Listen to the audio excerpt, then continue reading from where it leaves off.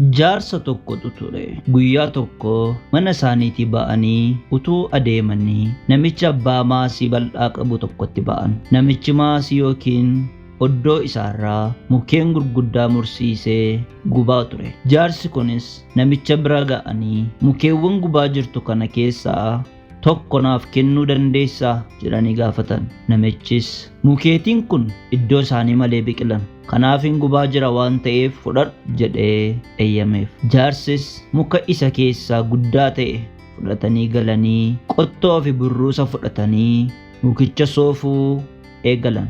Yaalii fi dadhabbii baay'eedhaan boodas boca joobira baay'ee bareedu mukicha keessaa hojjetanii baasan.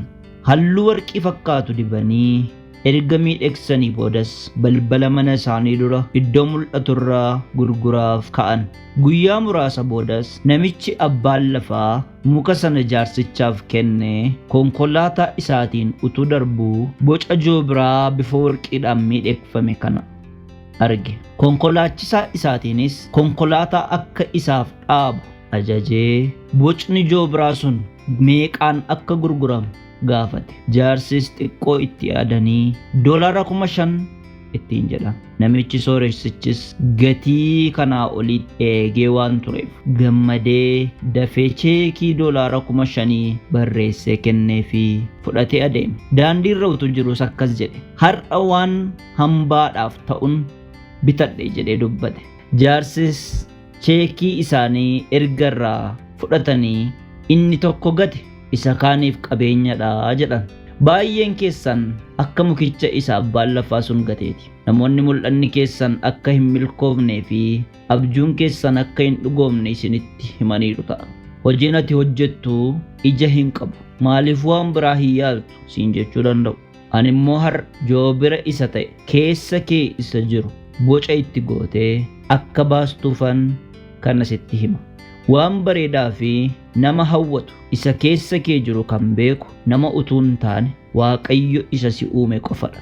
Addunyaa kana irratti hiyyeessi inni dhumaa nama abjuu hin qabnedha. Namni akkasii wanti keessa isaa jiru akka dhugoomu nama hin beeknedha. Namoonni baay'een immoo abjuun qaba, mul'atan qaba jedhu. Mul'ata isaanii kanaaf jabaatanii kan hojjetan garuu baay'ee muraasa. Namoota muraasa kana keessaa tokko ta'uu qaba. Namoonni biyya lafaa kanarraa du'aan darban hedduun isaanii mul'ata isaanii utuu hin milkeessin du'an. Kan amma lubbuun jiranis harki caalu akkasuma ta'u. Ati garuu mul'ata kee milkeessuudhaaf waca mul'ata kee joonjessurraa fagaadhu. Har'a dhoksaawwan joobirri uumama biraarraa akka adda ta'u isa godhu torban sitti hima. Qajeelfamoota kanaa jireenya kee keessatti yoo itti fayyadamte gammachuu koo. Inni tokkoffaan joobirri qofaa isaa balali'a.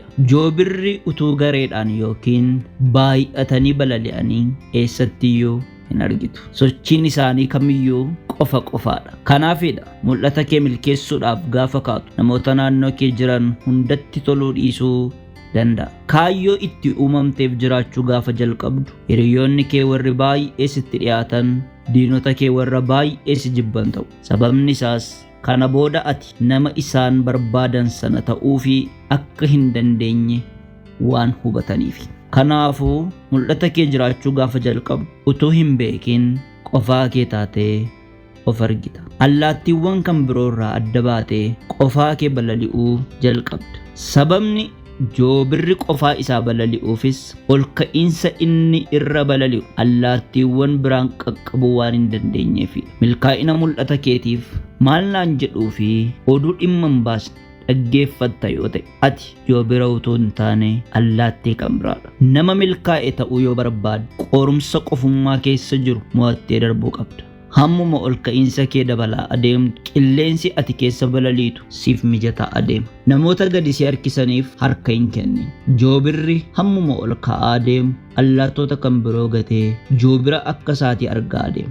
Atis oduu dhiistee ol ka'iinsa kee yoo dabalte namoota hamilee si buusan utuu hin taane namoota mul'ata isaanii dhugoomsuuf balali'an wajjin wal argita. Lammaffaan dandeettiin ilaaluu joobiraa baay'ee guddaadha. Joobirri uumama baay'ee adda ta'edha. double sight and one vision qaba.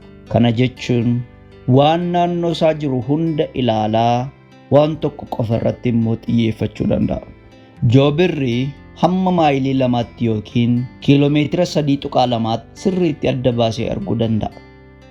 Dandeettiin arguu isaati kun waan inni ilaaluu fi haala qilleensaa irratti hundaa'ee garaagarummaa qabaachuu danda'a. Joobira akka isaatii samiirra balali'aa jiru tokko hamma kiiloomeetira 80tti arguu danda'a. Kanaaf joobirri sirriitti adda baasanii ilaaluu fi waan tokko irratti xiyyeeffannoo kennuu irratti fakkeenya guddaa nuuf ta'a. Jireenya keessatti milkaa'aa ta'uu yoo barbaadde waan hundumaa hubachuudhaan waan tokko irratti xiyyeeffachuutu sirra jiraata. Joobirri tokko qurxummii galaana keessa jirtu fagoo taa'ee argee nyaachuu yoo barbaade hamma balali'ee dhufee ishee qabatutti ija isaa irraa hin buqqisu.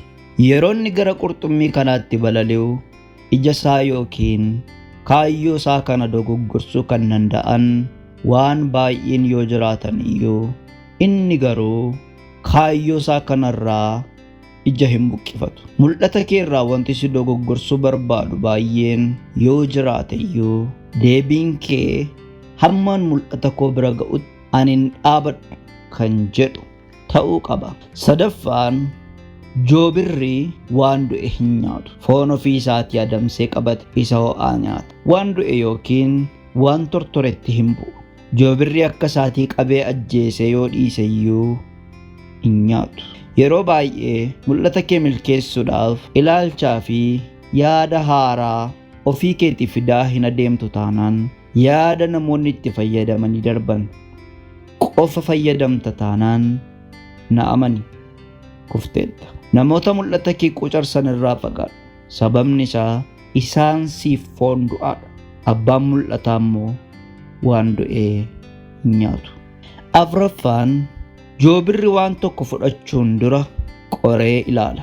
Joobirri dhaltuun tokko hiriyaa ishee filachuudhaaf cabduu mukaa xiqqoo fudhattee samii keessa achi ol hamma maayilii 3tti barristee joobira isa dhiiraa sana fuula duratti gadi darbatti. Inni dhiiraa sunis muka isheen gara lafaatti darbatte faana qabuudhaaf ariitii guddaadhaan gara lafaatti balali'ee utuu mukichi lafa hin bu'in miilla isaatiin qabee deebi'ee achi ol hamma maayilii 3tti gara isheetti balali'a. Innis akkuma ishee mukicha deebi'ee gadi darbata. Isheenis ariitii guddaadhaan balaliitee utuu inni lafa hin bu'in miilla isheetiin qabdee achi ol hamma maayilii 3 barristi. Irra deddeebiidhaan erga akkas godhanii booda isheen dhaltuun sun cimina isa dhiiraa sanatti yoo amante hiriyaa ishee godhatti. Geggeessaa yoo taate dandeettii fi cimina namootaa karaa garaa garaatiin qortee ilaaluu qabda. Dursitee itti gaafatamummaa xixiqqoo itti kennuudhaan hojii keetiif nama kennaman ta'uu isaa yookaan ta'uu ishee adda baasuu qabda. Namni tokko nama biraadhaaf mul'ata isaa kennuu hin danda'u. Garuu ciminaa fi dandeettii keessa isaa jiru kunuunsee guddisuu fi danda'a. Shanaffaan joobirri qilleensa yookiin raafama jabaa jaallata. Bubbeen cimaan gaafa ka'u allaattiiwwan biroon iddoo dhokatan barbaaduudhaaf oliif gadi fiigu. Joobirri garuu koochoo isaa bal'isee bubbee sana keessa seena. Humna bubbichaa fayyadamees caalaatti ol ka'ee balali'a. Wanta kun si yaadachiisa. Haalonni ulfaatoon nama mul'ata qabuuf carraa isa gaariidha. Bubbee ulfaataan iddoo bashannana joobiraati. Haalonni ulfaatoo fi jeeqamoo ta'an gaafa si mudatan gammadi. Isaan si balleessuuf utuu hin taane sadarkaa kee dabaluuf warra ergamanidha. Raafama sodaatta taanaan, daftee abdii kutatta taanaan, oduu sodaatta taanaan qilleensi ol si butuuf dhufe gadi si darbatee deema. Kanaaf gaafa haalonni rakkisoo fakkaatan dhufan dafii koochoo kee bal'ifadhu. Haalotaan mormuu dhiisii haalota sana keessa karaa kee qajeelfadhu. Joobirri yeroo hundumaa ja'affaan leenji'uudhaaf qophiidha. Warra kaan leenjisuufis ofii isaatii dursee leenji'a. Joobirri gaarota naannoo isaa jiran hunda keessaa isa baay'ee dheeraa ta'e filatee fiixee isaa irratti mana ijaarrata. Dameewwan mukaa qaqalloodhaan erga ijaare mana isaa kanas naannessee qoreedhaan cufa. Kan nama ajaa'ibu Joobirri balali'uudhaaf haa uumamu iyyuu malee ilmaan isaa warri xixiqqoon garuu balali'uu baay'ee sodaatu. Ilmaan isaa warri xixiqqoon erga guddatanii booda mana isaanii keessaa ba'uun balali'uu hin barbaadan. Kun amala namootaa wajjin wal fakkaata. Uumamne nuti yeroo milkaa'uu fi dhiibbaa uumuuf uumamne. Keessa keenya garuu sodaatu jira. Kan nuti sodaannus kufaatiidha. Waan tokko utuu hin jalqabin kufaatii fi milkaa'uu dadhabuu yaaduu jalqabna. Haati Joobiraa ilmoolee ishee nyaachistee kunuunsitee guddistee yeroo inni sadarkaa balali'uu irra ga'u utuu hin yaadin itti jijjiiramti. Mana keessa waan jiru waan mijataa ta'e hundumaa gadi baastee galte. Yeroo godoon isaanii mijachuu fididu baalleewwan ishee irratti baattee fuutee baatee balali'uu shaakalsite. Koochoo isheetiin fuutee erga ol baate booda qilleensa irratti gadi dhiisti. Abbaan Joobirattis fagoo dhaabatee ilaalee yeroo ilmoo yookiin wuciin ishee kun kufuudhaaf lafatti dhiyaatu fiigee koochoo isaa jala qabee fuudhee ol ba'a. Irra deebiin erga akkas godhanii of danda'ee balali'uu jalqaba. Milkaa'inni bu'aa kufaatii fi ka'uu baay'eeti. Irra deddeebitee yaaltee siif mijachuu didee jira taanaan hin milkaa'in hafta jechuu miti. Milkiitti dhiyaatteetta jechuudha malee. Torbaffaan Joobirri of haaressa.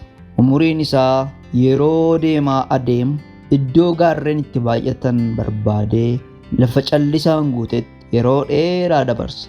Turtii isaa kana keessattis koochoowwan isaa warra dullooman ofirraa caccabsee koochoo yookaan baaldhee haaraa hamma biqiluufitti achuma tura. Erga of haaressee boodas akka isaa duraatti deebi'ee jireenya haaraa jalqaba. Jireenya kee fi hojii kee keessatti yaadotaa fi ilaalcha dulloomoo humna si buusan ofirraa caccabsi. Of haaressi. Milkaa'uuf uumamte waan ta'eef abdii hin kutatin. YouTube koo kana subscribe gochuu hin dagatin. Yoo irraa baratte ta'e yaada keenyaaf qoodi. Galatoomi.